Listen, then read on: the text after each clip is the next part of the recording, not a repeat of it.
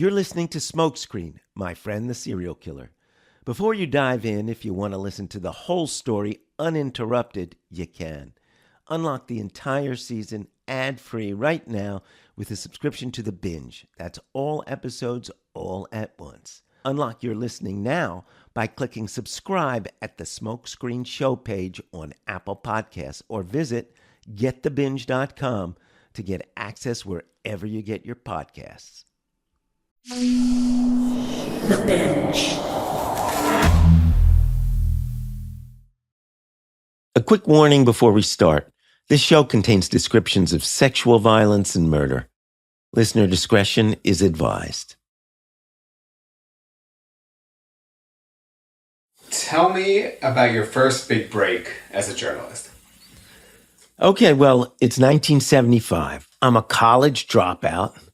My dad has recently kicked me out of the house, and I'm an intern at this small newspaper in Connecticut, which means I get the pizza and the coffee, I work weekends, and do anything I can to get my byline in the newspaper.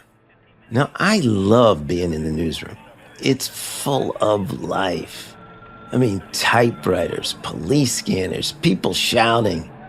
And in the back of the newsroom, there's a kind of closet with these news wire machines. And all day and all night, they pound out breaking news stories. And when there's an important story, bells ring. One or two for a minorly important story, to maybe a dozen bells for, say, the invasion of a country. Or for big local news. So one day I'm in the newsroom and the bells start ringing like crazy. I rush over and watch as the machine prints out this story. A man has just confessed to the cops that he committed a series of rapes and murders. Crimes they didn't even know existed. And he's a local man, the serial killer next door. Then it prints the guy's name. Wait a second. I know this guy. And it makes me realize I came close to being a victim myself. I was looking for a hitchhiker, potential rape victim. This is My Friend the Serial Killer. I'm Steve Fishman. Since starting out at the Norwich Bulletin, that small Connecticut paper, I've had a long journalism career, won awards, covered a lot of big, dark stories. The serial killer son of Sam opened up to me. So did the guy behind the biggest Ponzi scheme in history, Bernie Madoff. But this story about the serial killer I knew, the serial killer I became friendly with, was different. It was personal. And in a sense, it's where journalism began for me. This story has haunted me for years, for decades, really. Which is why, for a long time, I resisted it. I didn't want to revisit this territory. I didn't want to think about the horror of the serial killer's crimes. But there was another reason I resisted. I'm afraid my younger self got this story wrong. And I haven't wanted to revisit that either, until now. Episode 1, Local Man.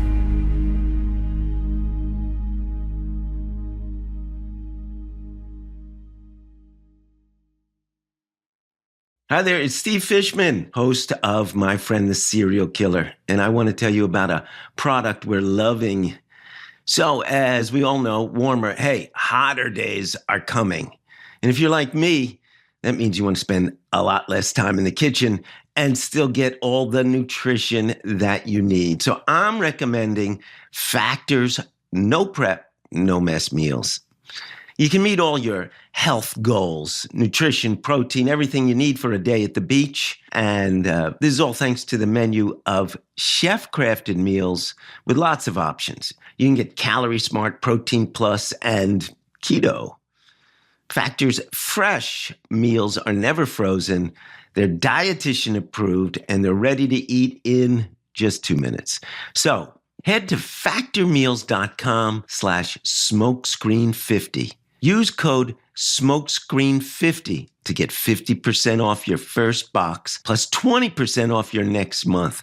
That's code smokescreen50 at factormeals.com/smokescreen50 to get 50% off your first box and 20% off your next month while your subscription is active.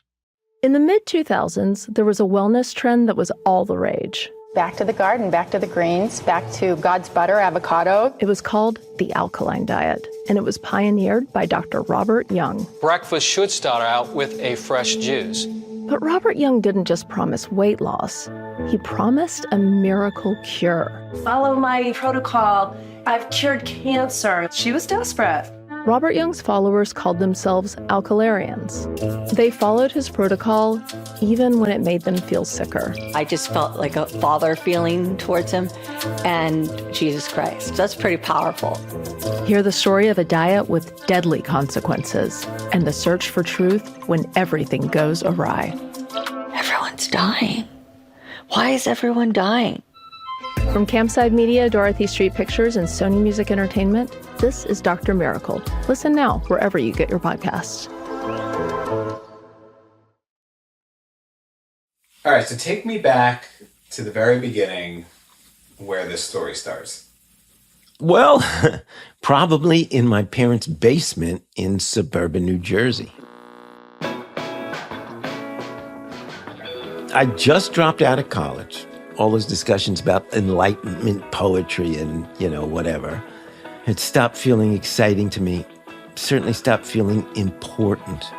And anyway, dropping out was kind of a thing in the 70s. Find yourself, remember? So at first, where I found myself was in my parents' house, diligently trying to be a writer. My parents had this basement, kind of had small windows, so it was always kind of gloomy.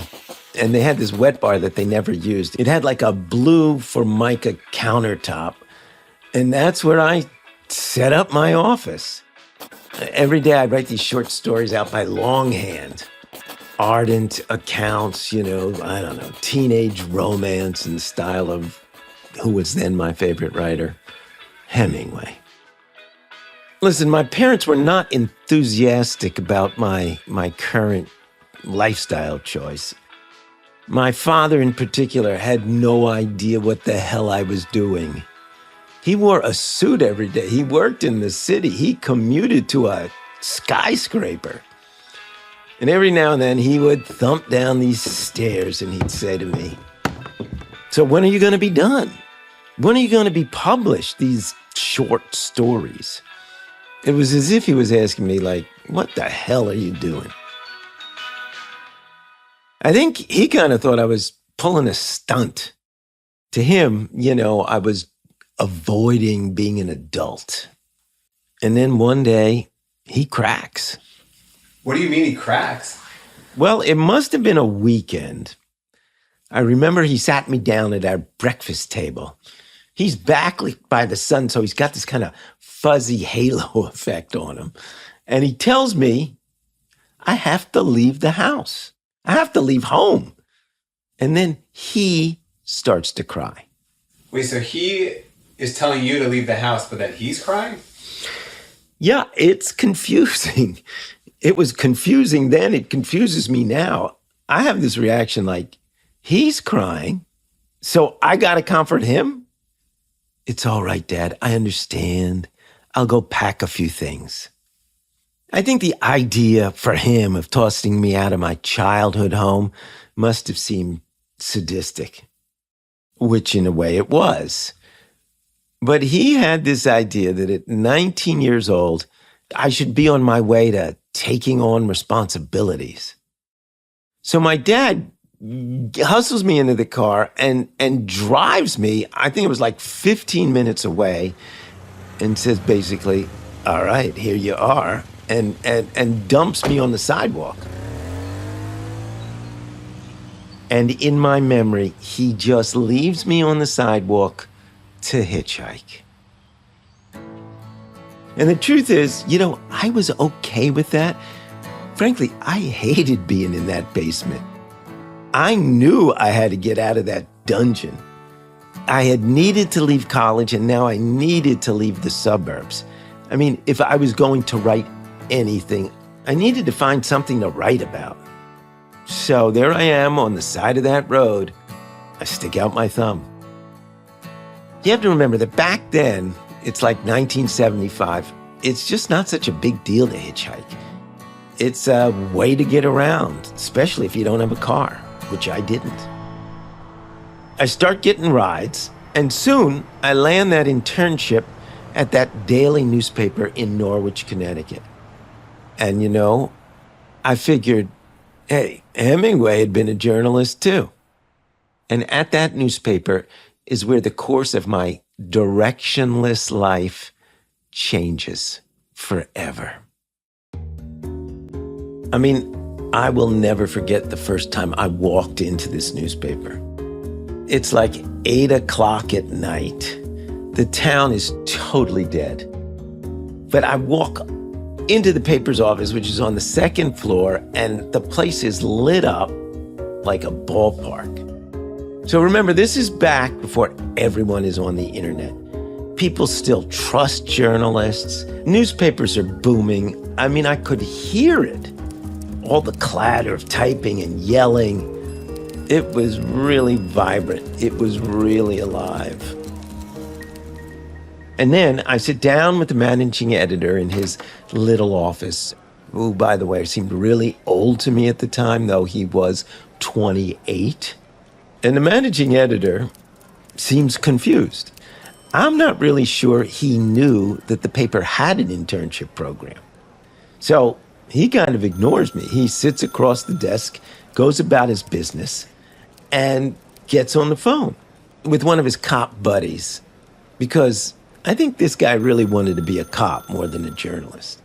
And as I'm sitting there, he's got this cop on the line, and he's holding forth, and they're having a grand old time. And then I overhear the cop, who's on the other end of the line, reveal the name of a dead person so that the paper can include it before deadline. And now this editor, my future boss, stands up and yells across the newsroom to the reporter who's covering homicides, "Do you have the name of that dead guy yet?" And then he turns to me, and his face breaks into a wicked smile. As I would later find out, the boss loved drama. He loved competition. He loved journalism, and he loved journalism prizes. I took it all in. This did not feel like college.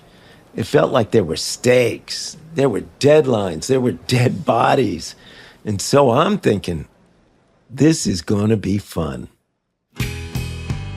So now I fall into the routine of the newspaper. And also, I keep hitchhiking. Sometimes the rides are great. You would get these mothers who would have their children in the back seat. Or, young hippies in minibuses who would offer me drugs and also, dreams of changing my life, like buying a van and painting it purple and driving across America. And then there were other kinds of rides. One time, a couple of guys took me to the end of a dirt road. And right before they steal my backpack, one of them says to me, "Don't you know you shouldn't hitchhike?" Maybe I'm willfully oblivious, but I figure I've been lucky enough. I'm going to keep hitchhiking. One weekend, it must have been around the fall of 1975, I'd just turned 20, and I need to get back to Norwich from Boston, where I'd been visiting a friend. So here I am again on the side of the road, thumb out, and waiting for a ride.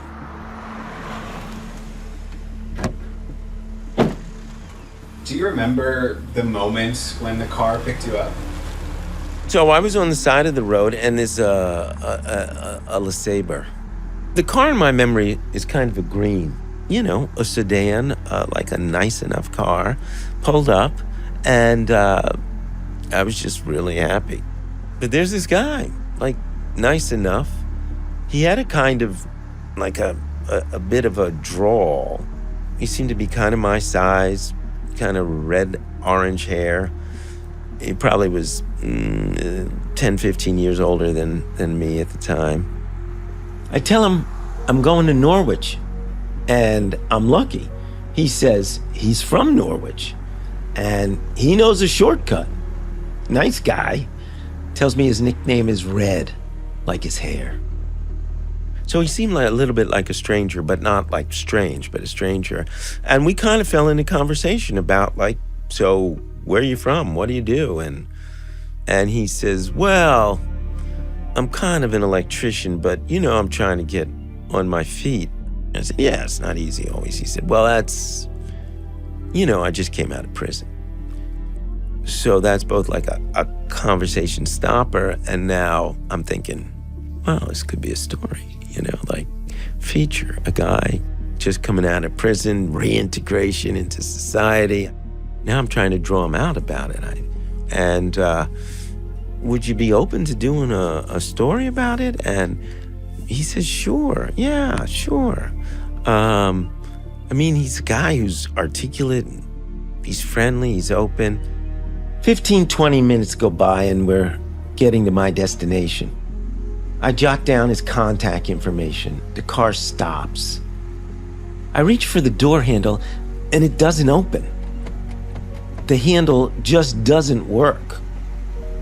I turn quickly, see what the hell's going on, and I feel panic taking over.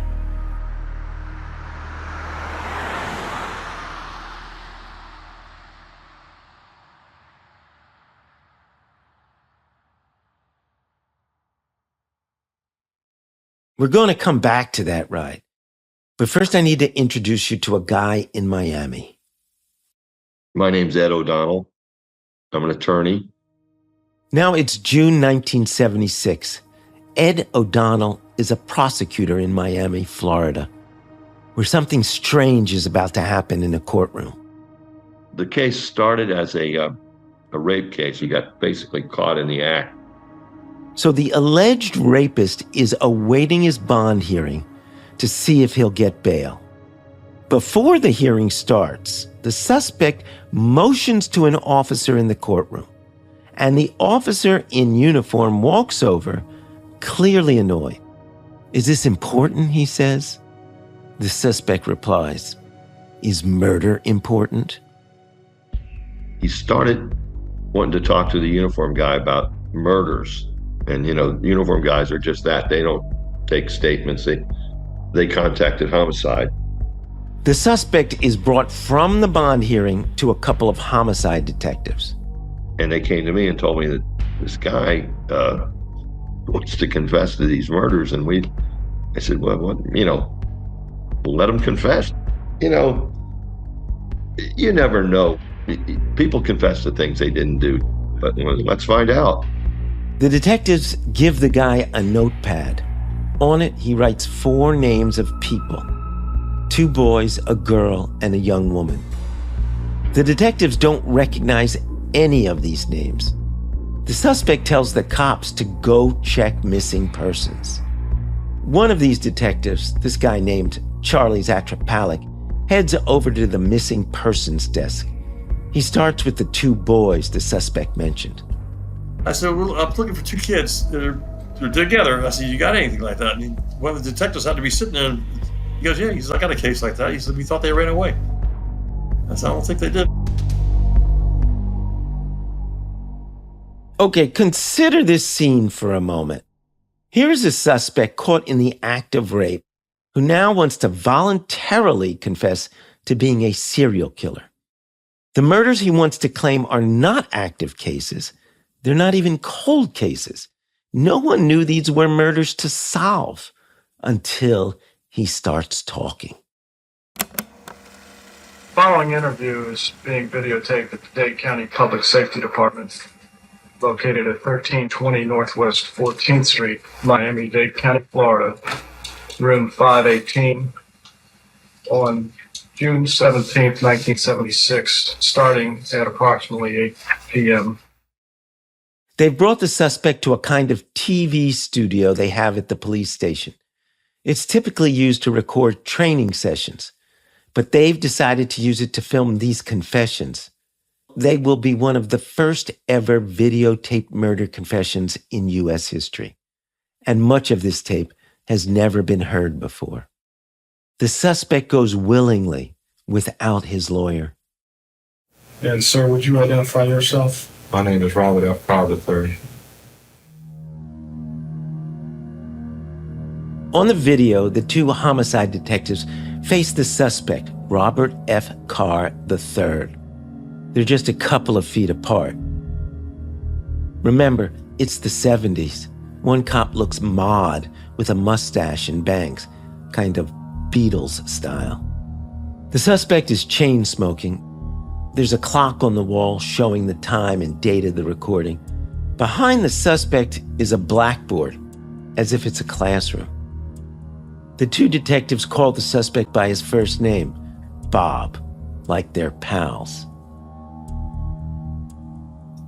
Should you talk to me, anything what you say can and will be introduced into evidence in court against you. You understand that, Bob? If you want an attorney to represent you at this time or any time during questioning, you're entitled to such counsel. You understand that? That's fine. So, he was obviously advised of his rights and told that no promises could be made to him. Anything he told us, and we made it real explicit. It's like, we're gonna find out whether all this is true. Boy, he unloaded, I'll tell you that. They'd ask the questions, he'd answer them, and then he'd go, you missed this, or he'd give you more. I've never seen anything like it, and 40 years later, whatever it is, I've never seen anything like it since. And I've done a lot of homicide work. On the tape, one detective asks Bob a question. Bob, calling your attention to March 1976. Do you have an occasion to be in the Dade County area? Yes, I do. Yes, I do. As near as I can figure, I arrived in the Dade County area in Miami on March 25th from Connecticut. And upon arriving in Miami, I proceeded to do certain things that I considered to be necessary in the crime that I planned to commit. What kind of crime did you plan on committing when you came down here? A rape, kidnapping, rape. I knew that I was going to take a trip. I knew that I was going to Mississippi on this trip. I proceeded to make a list of what items I thought I would need in order to make this trip. And every time I thought of something, I would jot it on a piece of paper. He's making a shopping list. I needed a knife that was that the sight of it would frighten somebody. It had to be chrome so that it would show in dim light. I needed rope, gasoline, canned goods, paper towels, and first on this list of items was disconnect the door handle on the right-hand side of the car. The door handle, disconnected on purpose. I was looking for a hitchhiker, potential rape victim. Many victims have grabbed the door handle. That seems to be a natural reaction for everybody. That's the first thought. Grab the door handle and try to get out. The minute the door handle doesn't work, they freeze. They don't know what to do next. I didn't know what to do when it was me in that seat.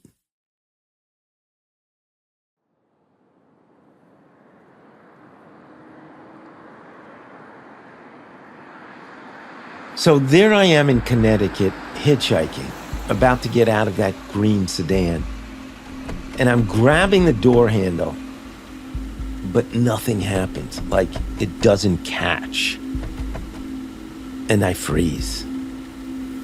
What are you thinking in this moment?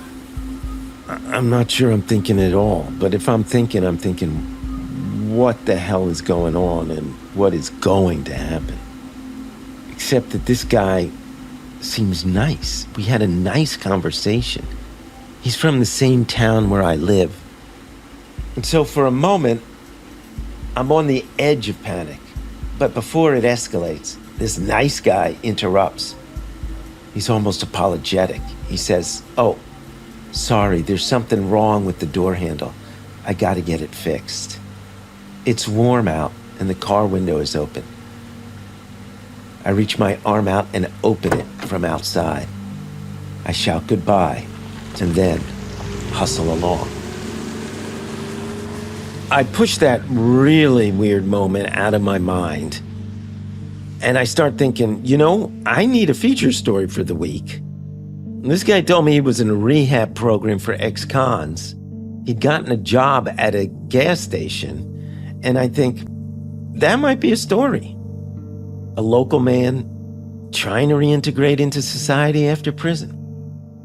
When I get back to the newsroom, I track down the supervisor of this rehab program. And the supervisor gets on the phone. And he says, "Do you know what this guy did to get into jail?" And I realize I don't. I hadn't asked him. I'm still an inexperienced journalist. "You wouldn't want to know," he says. In other words, no story. Kind of amazing to me now that I didn't push to find out what crime could be so awful that this supervisor would veto an interview.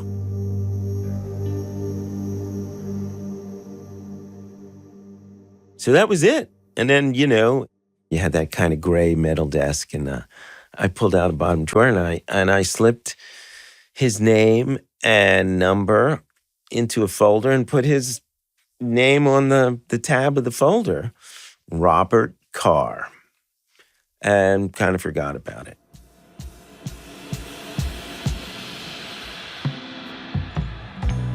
Months go by and I start getting assignments.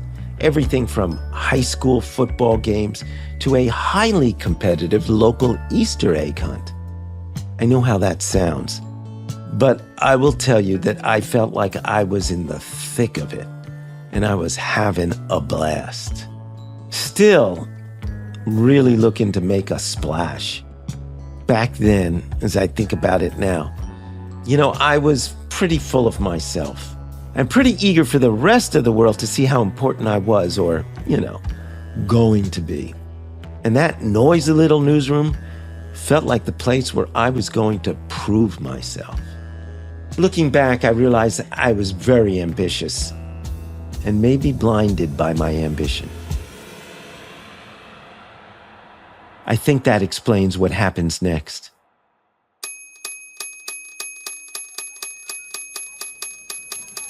The news flash comes across the wire, the one with the bells ringing like crazy. The one that reports on the local man arrested for a series of rapes and murders. I'm standing in front of the wire machine in my tie. The newspaper had a strict dress code. I can read the story as the teletype is spitting it out, and I start to get more details. It says the man captured his victims hitchhiking. And then it prints his name. And I shiver. Robert F. Carr III. I go back to my filing cabinet and I pull out the contact info I'd stuffed in there months before. It matches. And suddenly I realize I'd taken a ride with a serial killer. A serial killer who got his victims hitchhiking, who had trapped them with a disconnected door handle. I had sat in that seat, had a friendly conversation with him, and then I had tried to open that door handle, just like his victims must have done. And for a moment, my mind is back there in that car, with what I now know to be a serial killer, and I can feel the panic rise in my stomach. But then, my thoughts turn elsewhere, because I'm thinking, This could be the break that I've been looking for. This could be a big story. And if I land it, it could win awards. And you know what? My dad would understand awards. And so me, ambitious 20-year-old me, who ducked kidnapping or worse, is thrilled. What a break for my career. I'd met a local man who was a confessed serial killer, and I have his phone number. I dial the number. A woman answers. I tell her, I'm calling from the Norwich Bulletin. And I say, Mrs. Carr? She says, yes. And I say, I have to come over and see you. That's next time on My Friend, the Serial Killer.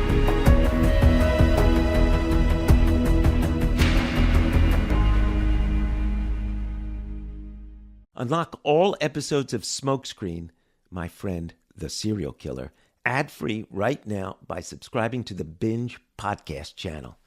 Not only will you immediately unlock all episodes of this show, but you'll get binge access to an entire network of other great true crime and investigative podcasts, all of them ad-free. Plus, on the first of every month, subscribers get a binge drop of a brand new series. That's all episodes all at once. Unlock your listening now by clicking subscribe at the top of the Smokescreen show page in Apple Podcasts or visit getthebinge.com to get access wherever you get your podcasts.